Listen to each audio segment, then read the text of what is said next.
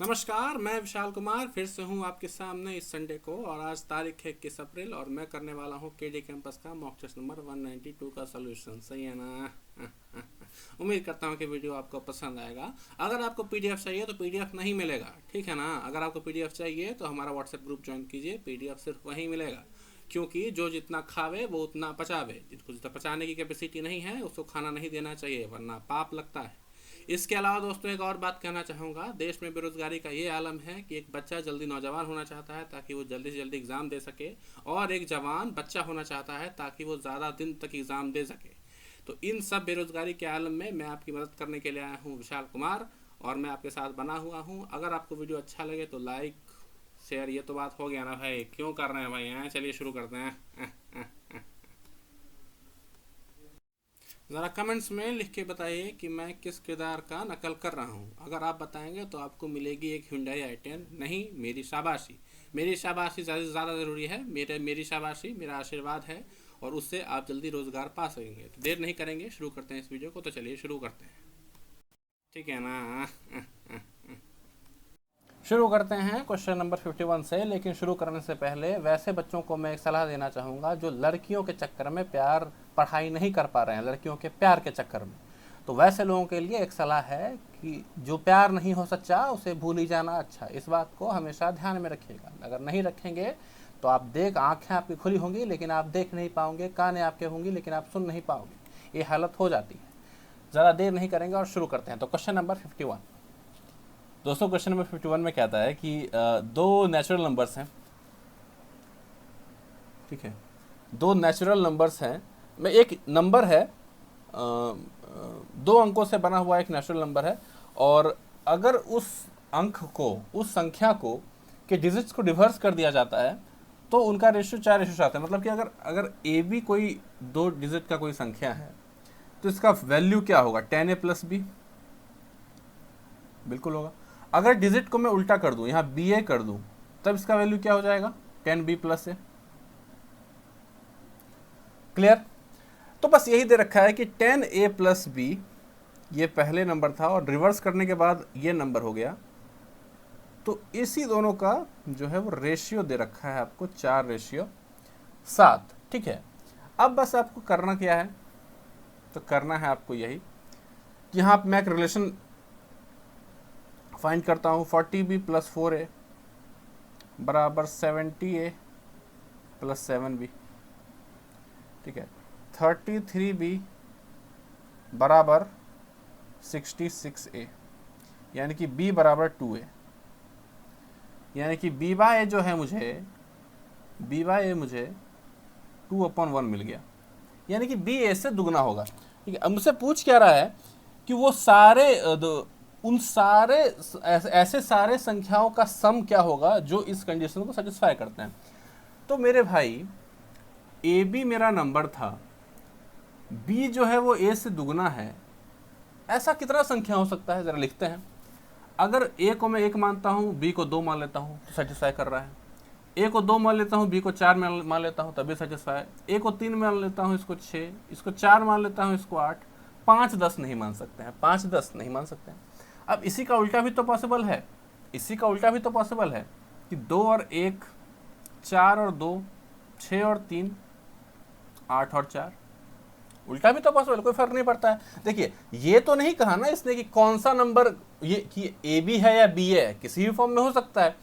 तो ये सारे नंबर को हमें लेना, क्योंकि वो क्लियर नहीं किया है। सारे नंबर को हम लोग ऐड करेंगे तो हमारा आंसर आ जाएगा 330। तो हमारा आंसर हो गया ऑप्शन नंबर सी। आसान क्वेश्चन था, नंबर सिस्टम का बेसिक क्वेश्चन था।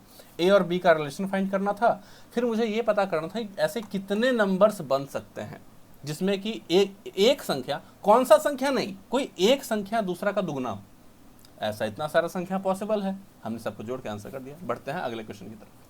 दोस्तों, अगला सवाल है क्वेश्चन नंबर 52। क्वेश्चन नंबर 52 में कहता है कि राजू जो है वो बैंक से वो 2604 रुपये लेता है 14 होल नंबर 2/7 के इंटरेस्ट पे, और वो उसको 3 इंस्टॉलमेंट में रिपे करता है जो कि इंक्रीजिंग ज्योमेट्रिक प्रोग्रेशन में है।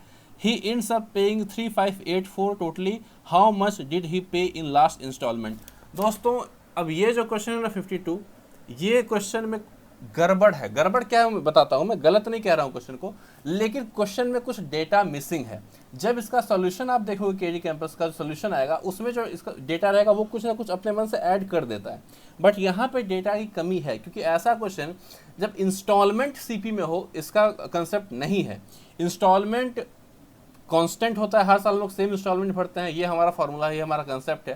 लेकिन इंस्टॉलमेंट अगर जीपी में है और जीपी वो किस रेट से बढ़ रहा है, क्या वो इसी रेट से बढ़ रहा है किसी और रेट से बढ़ रहा है, ये क्लियर नहीं है। अगर मैं इसी रेट को मानता हूं तो आंसर सेम नहीं आ रहा है, आंसर डिफरेंट आ रहा है। ठीक है, तो ये क्वेश्चन आप अभी फिलहाल गलत मान सकते हैं। ये आपकी प्री ना ही मेंस के लेवल का क्वेश्चन है, ये अलग टाइप का क्वेश्चन है, तो कुछ डेटा मिसिंग है जो क्लियर होगा जब हमारा आंसर की रिलीज होगा तो। ठीक है, तो अभी इस क्वेश्चन को स्किप करिए, बढ़ते हैं हमने अगले क्वेश्चन की तरफ। दोस्तों क्वेश्चन नंबर 53 बहुत आसान है। 53 में कहता है कि एक 100 मीटर की एक ट्रेन है और दूसरी ट्रेन है 150 मीटर की। अब वो दोनों एक दूसरे को 9 सेकंड में क्रॉस करते हैं। अगर वो दोनों ऑपोजिट डायरेक्शन में जा रहे हैं तो दोनों का डायरेक्शन ऑपोजिट है। तो कहता है कि अगर एक की स्पीड है 40 तो दूसरी की स्पीड क्या होगी। तो भाई जब ये दोनों को ऑपोजिट डायरेक्शन में क्रॉस करेंगे तो नेट डिस्टेंस, रिलेटिव डिस्टेंस क्या हो जाएगा, दोनों का लेंथ का सम, दोनों का लेंथ का सम। लेंथ का सम क्या है भाई, तो 100 और 150, 100 और 150, ये आपका रिलेटिव डिस्टेंस हो गया। रिलेटिव वेलोसिटी क्या होगा, दोनों का वेलोसिटी का सम। एक का तो 40 दे रखा है, दूसरे का मुझे पता नहीं है, तो मान लेता हूँ x। ठीक है, अब ये मुझे मीटर पर सेकंड, ये तो किलोमीटर पर आवर में है ना, ये x भी मैंने किलोमीटर पर आवर में ही लिया है, तो इसको मैं चेंज कर लेता हूँ 5/18 करके मीटर पर सेकंड में। ठीक है, अब ये जो दूरी है, अब ये था आपका डिस्टेंस, ये था आपका डिस्टेंस, ये था आपका स्पीड। अगर मैं डिस्टेंस को स्पीड से डिवाइड करता हूं तो आंसर क्या आता है, टाइम। टाइम कितना लगा है, 9 सेकंड। बस सॉल्व कर दीजिए, आपको यहां से x आ जाएगा 60 किलोमीटर पर। ये मेरा आंसर हो गया, तो ऑप्शन नंबर डी हो गया मेरा करेक्ट आंसर। आसान क्वेश्चन था, बढ़ते हैं अगले क्वेश्चन की तरफ। दोस्तों क्वेश्चन नंबर 54 बहुत अच्छा क्वेश्चन है। ठीक है, इसमें बहुत मजेदार क्वेश्चन है। ये कहता है कि ABC 3 लोग बंदे हैं और इनकी कैपेसिटी अलग अलग है किसी काम को करने की। ठीक है, ए जो है वो 20 दिन में करता है, बी 25 दिन में और सी 100 दिन में। मैं मान लेता हूं टोटल काम को 100, एलसीएम तीनों का मान लेता हूं 100, मान लेता हूं टोटल काम को। तो ए का एफिशिएंसी क्या होगा, 100/20 यानी कि 5, यानी कि एक दिन में 5 यूनिट काम करेगा। 20 दिन में 100 यूनिट, तो एक दिन में 5 यूनिट, इसी को कहते हैं एफिशिएंसी। बी 25 दिन में, तो इसका एफिशिएंसी 4, इसका एफिशिएंसी, सी का एफिशिएंसी 1।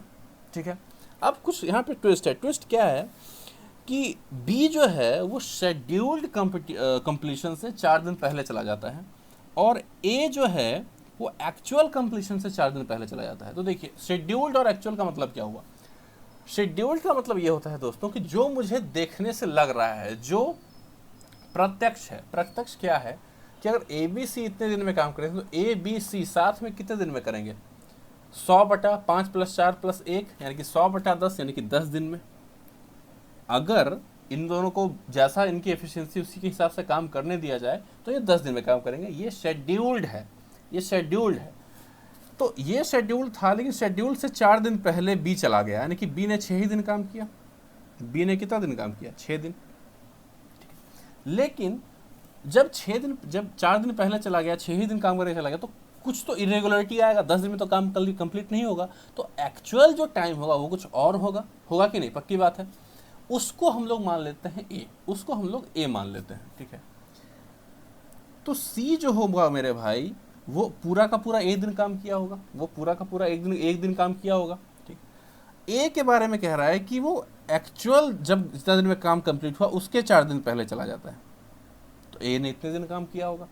ठीक है, तो बस अगर बी ने 6 दिन काम किया तो 6 दिन में इसने कितना यूनिट काम किया होगा, 6 × 4 यानी 24, यानी बी ने 24 यूनिट काम किया। ठीक है, सी ने 1 दिन काम किया, ए दिन में कितना यूनिट काम किया होगा, a × 1 यानी कि ए यूनिट काम किया उसने। ए ने a-4 डेज काम किया, तो कितना यूनिट काम किया, 5 × a-4, इतना यूनिट काम किया उसने। ठीक है, अब इन तीनों का सम किसके बराबर होना चाहिए, 100 के बराबर होना चाहिए। करते हैं, तो 24 + a + 5a - 20 = 100। ठीक है, 6a = 104 ही ना, हाँ तो ए बराबर 26, ए बराबर सॉरी 96 यहाँ होगा, करेक्ट है ना। 24 + 5 ए -20, हाँ 24, यानी कि एक्चुअली में 24 दिन में काम खत्म हुआ, होना था इसको 10 ही दिन में, बट हुआ 24 दिन में। तो बात समझ में आ रही है। तो आपसे ये भी क्वेश्चन पूछा जा सकता था कि एक्चुअल में कितने दिन में काम कंप्लीट होगा, तो आंसर होता 24। लेकिन आपसे पूछ रहा है कि सी को कितने पैसे मिलेंगे, सी को कितने पैसे मिलेंगे, तो सी ने जितना काम किया उसी के हिसाब से मिलेंगे पैसे। तो ए जब 24 है, 24 - 4, 24 - 4 20, ठीक है दोस्तों। यहाँ पे 24 नहीं, ये 16 है, ठीक है। तो मेरे भाई ए देखिए, ए की वैल्यू 16 है, यानी कि सी ने कितना काम किया, ए यूनिट काम किया, यानी कि 16 यूनिट काम किया। यानी कि मैं कह सकता हूँ जिस लेबर को जो पैसा मिलता है वो उसके काम के बेसिस पे मिलता है कि उसने कितना काम किया। तो 16 जो उसने काम किया, टोटल काम कितना था 100 का, इंटू 15,000, 100 से 100 खत्म हो गया, ये 0 9 24 0, यानी कि सी को 2400 रुपये मिलेंगे। ये अच्छा क्वेश्चन था, थोड़ा अलग था, कुछ सीख पाए होंगे आप लोग इससे, एफिशिएंसी, टाइम, एक्चुअल, शेड्यूल्ड, इसका मतलब क्या होता है। तो बस बढ़ते हैं अगले क्वेश्चन की तरफ। दोस्तों अगला है क्वेश्चन नंबर 55। इसमें कहता है अजय और विजय की उम्र का रेशियो 2:3 है। 4 साल पहले उनकी उम्र का रेशियो 3:5 था। तो बताइए कि विजय का परसेंटेज क्या है। दोस्तों ऐसा क्वेश्चन में एक चीज़ फिक्स कर लीजिए, जो चेंज है वो दोनों की उम्र में सेम आना चाहिए। 4 साल पहले ये भी 4 साल छोटा होगा, ये भी 4 साल छोटा होगा, बट रेशियो में देख के क्या लग रहा है, ये 2 कम है और ये एक ज़्यादा है, अनइवन है। इवन करने के लिए, बराबर सेम करने के लिए हम लोग क्या करते हैं, जो इन दोनों का डिफरेंस है उससे इसमें मल्टीप्लाई कर दीजिए, और जो इन दोनों का डिफरेंस है उसको इसमें मल्टीप्लाई कर दीजिए। तो ये क्या हो जाएगा 4 6। अब हमको साफ साफ दिख रहा है कि ये 1 बढ़ रहा है, ये भी 1 बढ़ रहा है। तो मतलब मैं कह सकता हूँ कि 1 जो है वो एक्चुअल में 4 साल के बराबर है, कह सकता हूँ। जब 1 4 साल के बराबर है तो मुझसे पूछ क्या रहा है, मुझसे विजय का परसेंटेज पूछ रहा है। विजय का परसेंटेज क्या है 6, तो 6 बराबर क्या हो जाएगा, 6 × 4 बराबर 24 ईयर्स, 24 साल। ऑप्शन नंबर डी में रख रहा आंसर हो गया। आसान था, ऐसा आप लोग डेफिनेटली आपने कर लिया होगा ये क्वेश्चन। बढ़ते हैं अगले क्वेश्चन की तरफ। अब भाई इतनी महंगाई में ये क्वेश्चन तो बहुत बिल्कुल वाहियात लगता है कि चीनी की कीमत 10% कम हो गई। तो इसके वजह से क्या हुआ कि एक महिला, गृह महिला, पता नहीं हाउस वाइफ जो भी कह लो, तो वो 289 रुपये में 6.2 kg ज़्यादा चीनी खरीद सकती है। तो आपको बताना है कि घटी हुई कीमत क्या होगी चीनी की। 10% की कमी हो गई, यानी कि पहले अगर कीमत 10 होगी तो अब घट के क्या होगा 9। ये आपका प्राइस का ये है हिसाब किताब। और अब दोस्तों जो कंजम्पशन होगा, ठीक है, अगर ये आपका हुआ प्राइस की कमी, अगर मैं खर्च को सेम रखना चाहता हूं, तो मुझे कंजम्पशन कुछ इस तरीके से बढ़ाना पड़ेगा, ठीक है। अगर दाम कम हो गया तो मैं कंजम्पशन अपना बढ़ा सकता हूं। तो इस तरीके से अगर मैं कंजम्पशन बढ़ाऊंगा तो मेरा खपत जो खर्च है महीना में चीनी के ऊपर वो उतना सेम रहेगा। तो कैसे हम लोग कर रहे हैं, प्राइस का जो रेशियो है उसका ठीक उल्टा हो जाएगा कंजम्पशन का रेशियो, अगर खर्च को सेम रखना है तो, ठीक है। तो मतलब मैं यहाँ देख रहा हूँ यहाँ डिफरेंस कितना आ रहा है 1 kg का, यानी कि पहले अगर मैं 9 kg खर्च कर रहा हूँगा तो अब 10 kg खर्च करूँगा आराम से, ठीक है। सवाल में क्या कर रहा है कि ये जो 1 है ये एक्चुअल में 6.2 kg के बराबर है, ये एक्चुअल में 6.2 kg के बराबर है। मतलब इसमें इंटू हो गया 6.2 kg, तो इसमें भी कर दीजिए इंटू, इसमें भी कर दीजिए इंटू, ये क्या हो जाएगा 55.8, यह क्या हो जाएगा 62। यानी कि 279 kg रुपए में अगर पहले वो इतना kg खरीद पा रहा था तो अब वो इतना kg खरीद पाएगा, ठीक है। आपसे पूछ रहा है कि घटी हुई कीमत क्या होगी। घटी हुई कीमत होती है मेरे दोस्त, जो रुपए आप खर्च कर रहे हैं, 279 ये खर्च कर रहा था, ये प्राइस और ये टोटल वेट अपॉन इतना कर दीजिए तो आपको आ जाएगा 4.5 पर kg रुपीज़। यानी कि 4.5 रुपये पर केजी ये रेट है। तो आपको ये ध्यान रखना दोस्तों कि अगर प्राइस जिस तरीके से प्राइस बढ़ेगा, अगर मुझे खर्च सेम रखना है तो मेरा खपत उसका उल्टा तरीके से बदलेगा। ठीक है, अगर 10 से 9 हुआ है तो खपत मेरा 9 से 10 होगा। ठीक है, अगर कीमत बढ़ जाता, अगर कीमत 10% बढ़ जाता तो 10 से ही 11 हो जाता, कह सकता हूँ। अगर 10% बढ़ गया तो मेरा खपत जो है वो घट जाता। अगर मुझे खर्च सेम रखना है तो खपत में मुझे मेरा घट जाता, 10 से 11 हो जाता। बस तो इस कंसेप्ट को समझिए, क्योंकि जब आपके पास बजट कम होता है, 4500 रुपये, अगर रूम की कीमत बढ़ जाए, अगर आप जिस रूम में रहते हैं 10,000 उसका रेंट है, अगर उसकी कीमत बढ़ जाए और आप 10,000 अफोर्ड कर सकते हैं तो आप किसी दूसरे रूम में चले जाओगे कि नहीं। तो वही चीज़ें हैं। ठीक है, तो बढ़ते हैं अगले। दोस्तों क्वेश्चन नंबर 57 जो है वो और भी आसान है। शॉपकीपर ने एक ऑब्जेक्ट की कीमत 25% ज़्यादा लगा दी कॉस्ट प्राइस से। तो कॉस्ट प्राइस अगर उसकी 4 होगी तो जो मार्क प्राइस उसने रखी वो 25% बढ़ा के, यानी कि 5 रुपये रखी होगी। अब इतना कर सकते हैं कि 4 से 5 मैंने कैसे लिख दिया, अब इतना आप समझ सके। बने काफ़ी सारे क्वेश्चंस मैंने आपको बता दिए हैं। ठीक है, उसके बाद क्या होता है, ये 10% का डिस्काउंट देता है। डिस्काउंट आपको पता है हमेशा MRP पे दिया जाता है। तो अगर 10% का डिस्काउंट देगा तो अगर पहले MRP 10 है, अब ये 9 हो गया, अब सेलिंग प्राइस 9 होगा। अगर वो 10% का डिस्काउंट दे रहा है तो अगर MRP में 10 मान लें तो सेलिंग प्राइस क्या हो जाएगा, 9। ठीक है, लेकिन यहाँ MRP मुझे सेम रखना है। ठीक है, तो मैं इसको कर देता हूँ 2 से मल्टीप्लाई, तो ये भी 2 से मल्टीप्लाई हो जाएगा। यानी कि जो नेट रेशियो आएगा वो 8, 10 और 9 का आएगा। यानी कि अगर मुझे 8 रुपये पे कोई सामान पड़ रहा है तो मैं उसको 9 रुपये में बेचूंगा। फ़ायदा कितने का, 1 का। परसेंटेज में तो 1/8, प्रॉफिट अपॉन CP इंटू 100, यही होता है प्रॉफिट परसेंट का फार्मूला। यानी कि 12.5% ही मेरा आंसर हो गया। एक्चुअल में मुझे सिर्फ 12.5% का ही फायदा होगा। उम्मीद करता हूँ समझ में आया होगा। बढ़ते हैं अगले क्वेश्चन की तरफ। दोस्तों क्वेश्चन नंबर 58 बहुत ही आसान है, आप लोग ये काम कर सकते हैं। आपको पता है कि अगर 2 प्लेसेस का डेसिमल होता है तो इसका जो स्क्वायर रूट होगा उसके अंत में 1 प्लेस आ जाएगा। अगर 4 प्लेसेस है तो 2 प्लेस हो जाता है। मतलब आपको ये पता होना चाहिए कि 4 का स्क्वायर रूट 2 होता है, 2 का स्क्वायर रूट 1 होता है। तो इस पे आप ये क्वेश्चन बना सकते हैं, ये मुझे बताने की ज़रूरत नहीं है। बढ़ते हैं अगले क्वेश्चन की तरफ। तो दोस्तों लास्ट क्वेश्चन का जो आपको आंसर अगर मैं बता दूं तो 194.425 है लास्ट क्वेश्चन का आंसर। अब आ रहे हैं हम लोग क्वेश्चन नंबर 59 पे, और इसमें आपको कहता है कि एक ट्रायंगल है ABC है आपका प्यारा सा ट्रायंगल, और इसमें क्या है कि एंगल B जो है वो 70 डिग्री है। B है 70 डिग्री। इन सेंटर जो है वो I है, इस ट्रायंगल का इन सेंटर अंतः केंद्र है I। ठीक है, आपसे पूछ रहा है कि BIC क्या होगा। BIC एक और एंगल दे रखा है, एंगल A भी आपको 80 डिग्री दे रखा है। दोस्तों अगर आपको डायरेक्ट फार्मूला पता है तो आप इसको डायरेक्ट फार्मूले से भी कर सकते हैं। डायरेक्ट फार्मूला होता है, ये एंगल बराबर होता है 90 माइनस हाफ एंगल है, 90 माइनस, ठीक है, सॉरी 90 प्लस 90, ये डायरेक्ट फार्मूला होता है। लेकिन ठीक है, आपको याद नहीं है तो मैं बता देता हूँ। दोस्तों अगर ये 80 है, ये 70 है, तो ये कितना हो जाएगा, 30।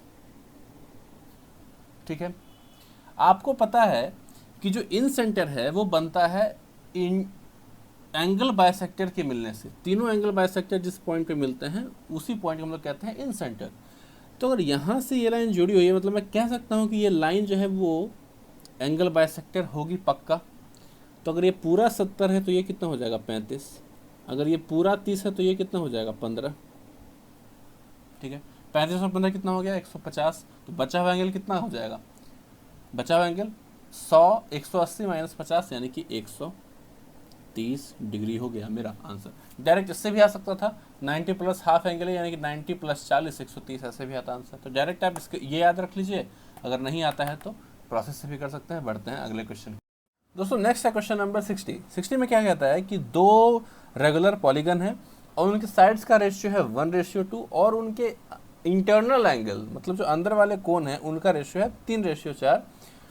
तो कितने कितने साइड्स हैं इन दोनों पॉलीगन में। तो मेरे भाई अगर एक में n साइड्स होगा, दूसरे में 2n साइड्स होगा, ये दिया हुआ है क्वेश्चन में।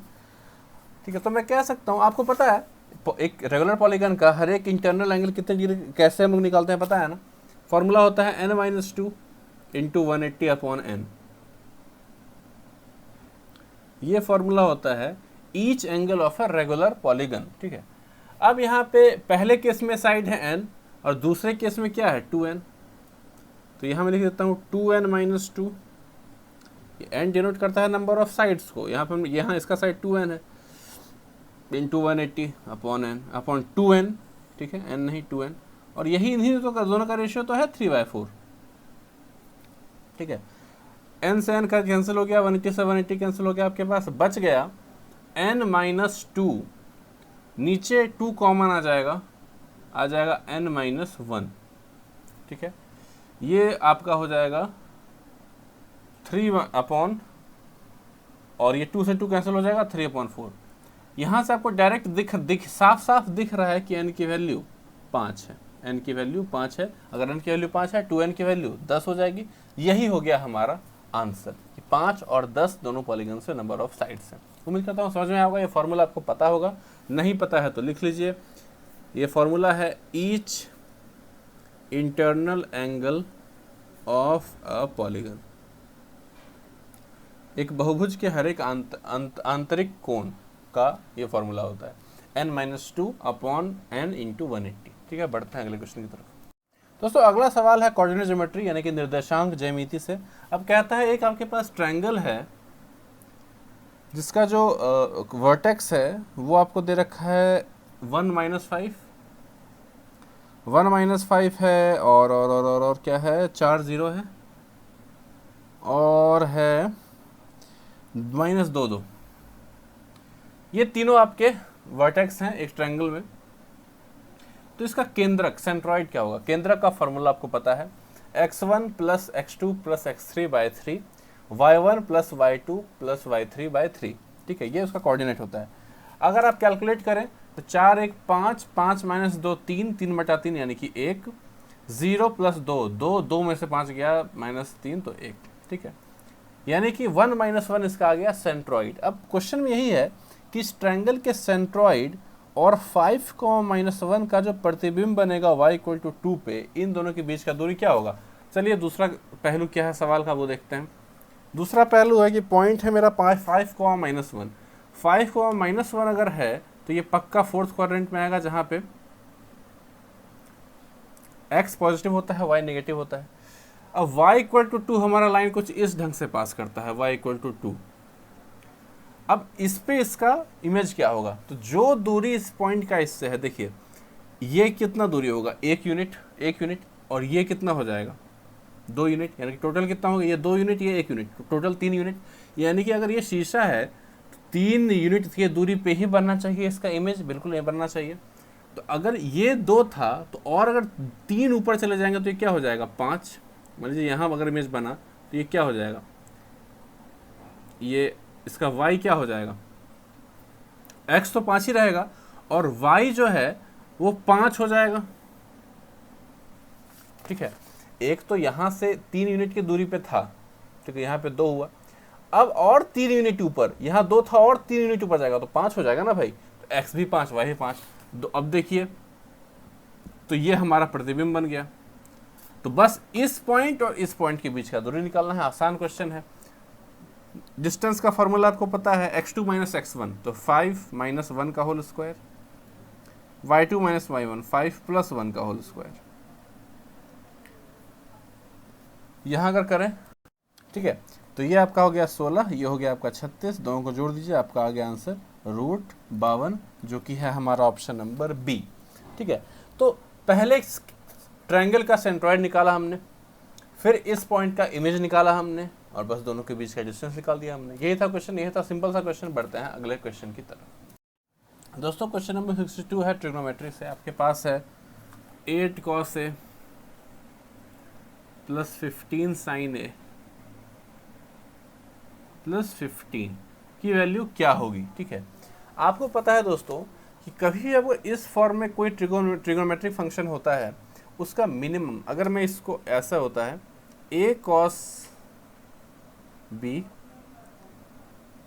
+ b sin B इस फॉर्म में अगर आपके पास कहीं दिखे तो इसका मिनिमम वैल्यू होता है -a² + b² और मैक्सिमम वैल्यू होता है a² + b²।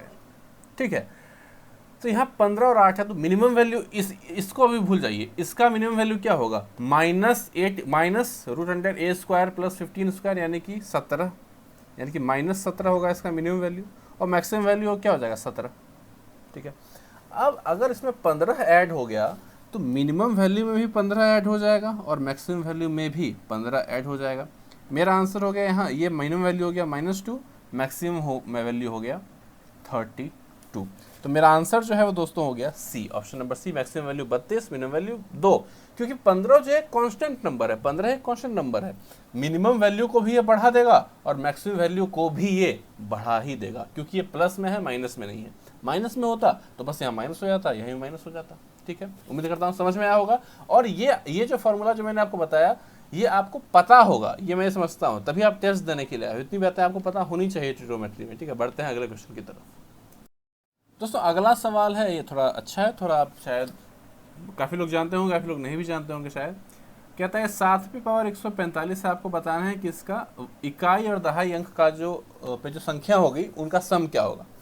तो दोस्तों ऐसे क्वेश्चन हम लोग करते क्या है ना, कि पहले हम लोग कोशिश करते हैं बेस को ऐसा बनाने की ताकि इकाई अंक पे 1 आ जाए।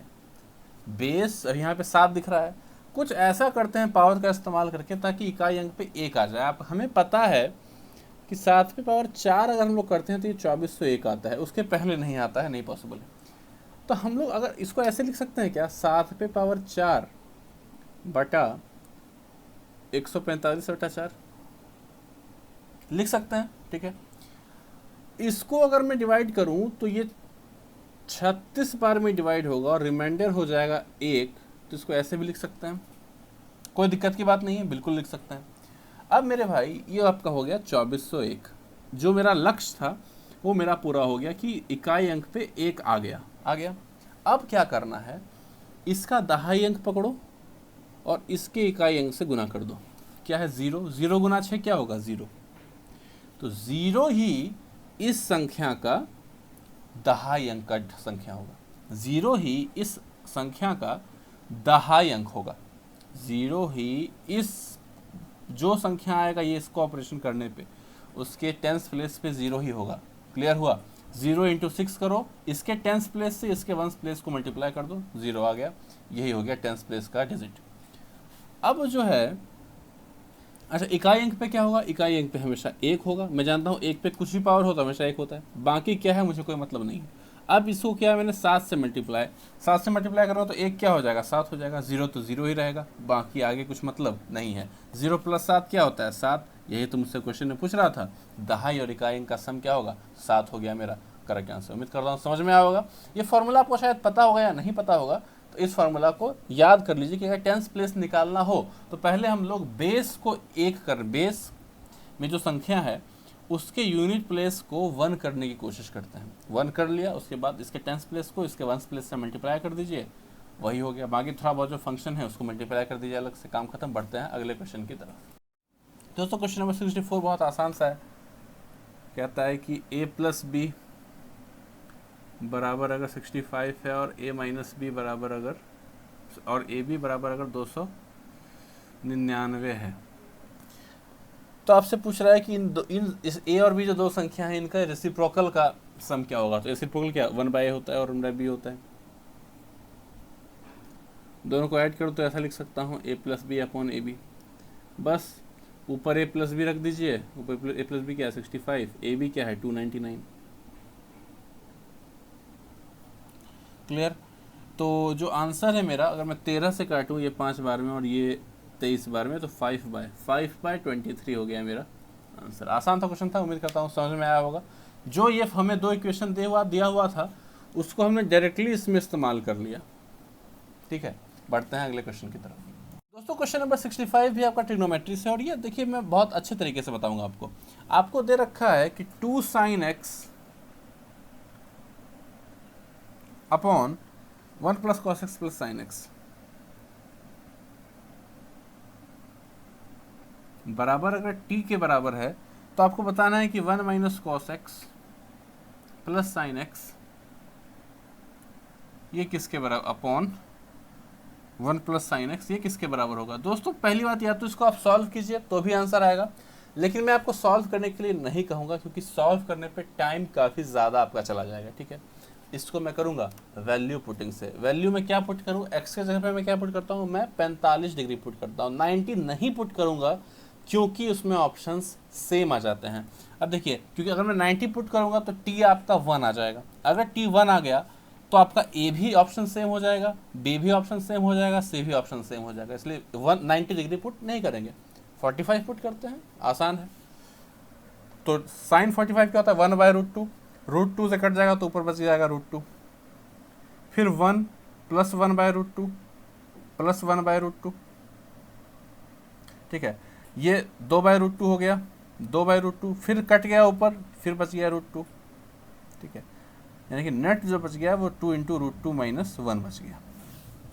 ठीक है, 45 इसमें भी पुट कीजिए, 1 - 1/√2 प्लस 1/√2, नीचे क्या आ गया 1 प्लस 1/√2, √2 से √2 कैंसिल हो गया, √2 ऊपर चला गया, नीचे चला गया √2 प्लस 1, फिर ये ऊपर आके माइनस मल्टीप्लाई हो जाएगा √2 - 1। क्या दिख रहा है, ये भी जो आया था वही ये भी आ गया, मतलब कि ये दोनों आपस में बराबर हैं। यानी कि अगर ये टी के बराबर है तो ये भी टी के ही बराबर होगा। मेरा हो गया option number B correct answer. उम्मीद करता हूँ समझ में आएगा, बहुत जल्दी हमने बना लिया। अगर आप बेसिक मेथड से करेंगे टाइम काफ़ी ज़्यादा लग जाएगा, आप हो जाएंगे कंपटीशन से बाहर, जो कि आपको होना नहीं है। आपको सिलेक्शन लेना है, जॉब लेना है, उसके लिए हमें हर एक हथकंडा अपनाना पड़ेगा जिससे कि हमें आंसर आ जाए।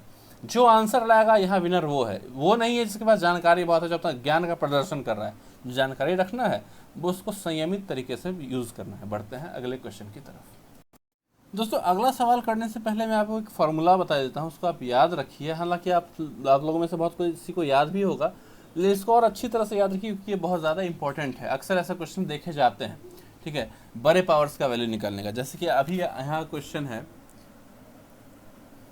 अगर इसकी वैल्यू आपको निकालने कही जाए तो आप जान लीजिए कि ये होता है बराबर इसके।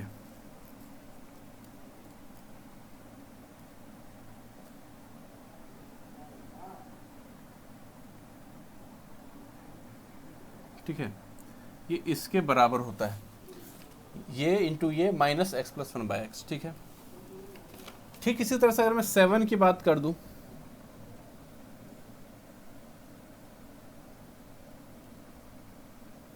तो 2 से ये हो जाएगा 3 बढ़ के, और ये जो है 3 से बढ़ के हो जाएगा 4, लेकिन लास्ट वाला टर्म जो है वो अभी भी वैसे का वैसा ही रहेगा। ठीक है, तो ये दोनों फार्मूला आप याद कर लीजिए। लेकिन सवाल में इसमें यहाँ मुझे कहा है इसकी वैल्यू निकालने के लिए, बीच में अगर माइनस आ गया तो इन दोनों में से किसी एक में लगा दीजिए माइनस। मैं यहाँ लगा देता हूँ माइनस। अगर मैं यहाँ माइनस लगा देता हूँ तो मुझे थोड़ा सा बदलाव करना पड़ेगा, और बदलाव मैं करूँगा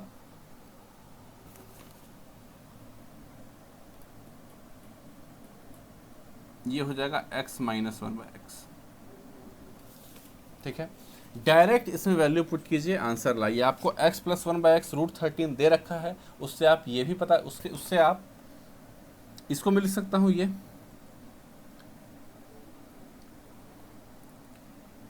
इंटू का होल क्यूब -3x × 1/x, ये मैं लिख सकता हूँ ना। ठीक है, और -x - 1/x आप वैल्यू पुट करिए डायरेक्ट, आपको आंसर आएगा 393। थोड़ा सा कैलकुलेटिव है, थोड़ा बड़ा क्वेश्चन है। अगर आपको फार्मूला नहीं पता है तो शायद आप छोड़ सकते हैं इस क्वेश्चन को। अगर आप फिर भी करोगे तो टाइम काफ़ी ज़्यादा लग जाएगा। आगे से ये क्वेश्चन आपसे सॉल्व हो उसके लिए मैंने आपको ये फार्मूला याद बता दिया है। ये माइनस वाला रेयर है, माइनस वाला रेयर है, ज़्यादातर प्लस वाला ही आपसे पूछा जाएगा कि बीच में जो प्लस होता है उसका फार्मूला जो पहले मैंने लिखा था वो आप याद कर लीजिए। बढ़ते हैं अगले क्वेश्चन की तरफ। दोस्तों अगला सवाल बेसिक ज्योमेट्री से, और देखिए बेसिक ज्योमेट्री से कितना आसानी से ये क्वेश्चन बनेगा। आपके पास कहता है कि एक ऑब्ट्यूज एंगल्ड ट्रायंगल है, यानी कि एक ऐसा कोण जिसका एक एंगल 90 डिग्री से ज़्यादा बड़ा है। जो दो छोटे साइड्स हैं वो हैं 8 और 15। तो बताइए कि इनमें से कौन सा इसका एरिया हो सकता है। दोस्तों आपको मैंने बताया है कि अगर ये थीटा मालूम है थोड़ी देर के लिए, तो इस तरह से जब भी दो साइड और उनके बीच का एंगल अगर पता हो तो ट्रायंगल का एरिया होता है half A B sine theta. Half A B sine theta होता है ट्रायंगल का एरिया, यानी कि half into 8 into 15 into sine theta, तो 120 यानी कि 60 साइन थीटा। ठीक है। अब मेरे भाई आप जानते हो कि साइन थीटा की वैल्यू मैक्सिमम क्या हो सकती है, 1। 1 से हमेशा छोटी होगी, यानी कि अगर मैक्सिमम हुआ तो ये 1 हो जाएगा। अगर साइन 90 डिग्री हुआ तो उसके अलावा आप कुछ भी डालोगे तो वो साइन थीटा 1 से छोटा ही आएगा। अगर साइन थीटा 1 से छोटा हुआ तो जो एरिया है वो 60 से छोटा हो जाएगा, यानी कि जो मैक्सिमम एरिया पॉसिबल है वो है 60 का। 60 से ज़्यादा एरिया हो ही नहीं सकता है। ऑप्शन में मेरे 3 ऐसे ऑप्शन हैं जो 60 से ज़्यादा हैं, जैसे कि 65, 90 और 85। ये तीनों हो नहीं सकते हैं क्योंकि मैक्सिमम 60 ही हो सकता है, तो सिर्फ एक ही ऑप्शन बचा 45। ये पॉसिबल है, 45 पॉसिबल है, 45 हो सकता है, तो 45 ही मेरा आंसर है, क्योंकि बाकी 3 इम्पॉसिबल है। 45 होगा या नहीं ये मैं पक्के तौर पर नहीं कह सकता क्योंकि मुझे थीटा नहीं पता है, पता नहीं क्या होगा थीटा क्या होगा, लेकिन बाकी तीनों तो कभी नहीं होंगे ये मैं गारंटी के साथ कह सकता हूँ। ठीक है, तो बढ़ते हैं अगले क्वेश्चन की तरफ।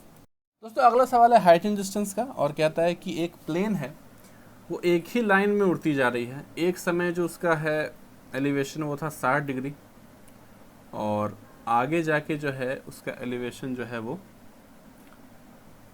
कुछ इस टाइप का फिगर बन रहा है। अब घट के ये हो गया 30 डिग्री, और ये सेम एक ही ऊंचाई पे उड़ रही है, 1200√3 इसी ऊंचाई पे ये उड़ रही है, यानी कि ये भी 1200√3 होगा, ये भी 1200√3 होगा। ठीक है दोस्तों, हाइट एंड डिस्टेंस सॉल्व करने के लिए आपको कुछ शॉर्टकट्स पता होने चाहिए। जैसे कि आपको पता होना चाहिए कि अगर ये 60 है तो ये √3, ये 1 और ये 2, ये आपको पता होना चाहिए। अगर ये 30 है, अगर ये 30 है तो ये 1, ये √3, ये 2। अगर ये 45 है तो ये 1, 1, ये √2। इतनी बातें आपको पता होनी चाहिए, बहुत जल्दी आप कर लोगे सवाल। अब जैसे कि ये 30 है, ये 30 है, 30 देखिए इसको होना चाहिए था, इसको 1 के बराबर होना चाहिए था। अगर ये 1 है तो ये √3 है, यानी कि ये इससे √3 गुना बड़ा है, यानी कि अगर यही 12√3 है तो ये जो है ये इससे √3 गुना बड़ा होगा। तो 1200√3 इंटू √3 यानी कि 1200 गुना 3 यानी कि 3600, यानी कि ये पूरा क्या हो गया 3600। ठीक है, इस ट्रायंगल में आइए, इस ट्रायंगल 60 में क्या होता है, सामने वाला √3 नीचे वाला 1, तो अगर ये √3 है तो ये 1 होना चाहिए, तो ये 1200√3 यानी कि ये 1200 गुना बढ़ गया, तो इसको ही 1200 गुना बढ़ा दीजिए, 1200 गुना कर दीजिए। एक को 1200 गुना करेंगे तो क्या हो जाएगा 1200,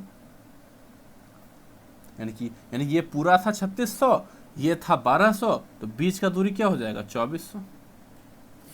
2400 सवाल में क्या कह रहा है कि 15 सेकेंड में इसका एलिवेशन 60 से 30 हो गया, यानी कि 15 सेकेंड में इसने 2400 मीटर की दूरी कवर कर ली, मैं कह सकता हूँ। अब इसका स्पीड बताइए मीटर पर सेकेंड में, तो बस 2400 बटा 15, तो 15 16 160 मीटर पर सेकेंड हो गया मेरा आंसर। तो मेरा ऑप्शन नंबर बी हो गया करेक्ट आंसर। बहुत ही आसान क्वेश्चन था, हाइट डिस्टेंस का डेफिनेटली आप लोगों ने सॉल्व कर लिया होगा, बट जो शॉर्टकट मैंने बताया है उसको ध्यान रखिए कि जब भी 60 डिग्री हो तो ये रेशियो होना चाहिए, 45 हो तो ये होना चाहिए, 30 हो तो ये होना चाहिए। ये तीनों याद रखिएगा तो बहुत जल्दी हाइट एंड डिस्टेंस का क्वेश्चन सॉल्व होगा। बढ़ते हैं अगले क्वेश्चन की तरफ। दोस्तों अगला सवाल है क्वेश्चन नंबर 69, और एक बिंदु है 6,4 एक बिंदु है, और इसका रिफ्लेक्शन, इसका जो इमेज है वो बन रहा है x = -1 पे, x = -1 पे इसका इमेज कुछ बन रहा है। आपको बताना है इमेज क्या है, ये बताना है करेक्ट। मेरे भाई पहले मुझे बताइए कि इस लाइन से इस पॉइंट की दूरी क्या होगी, ये दूरी क्या होगी। देखिए यहाँ से यहाँ तक तो 6 है, ये तो मुझे यही दे, ये होता है आपका x कोऑर्डिनेट, कि इस बिंदु तक पहुँचने के लिए x एक्सिस पे कितनी दूरी चलना पड़ा है, तो ये 6 यूनिट, तो ये आपका यहाँ से यहाँ तक 6 हो गया।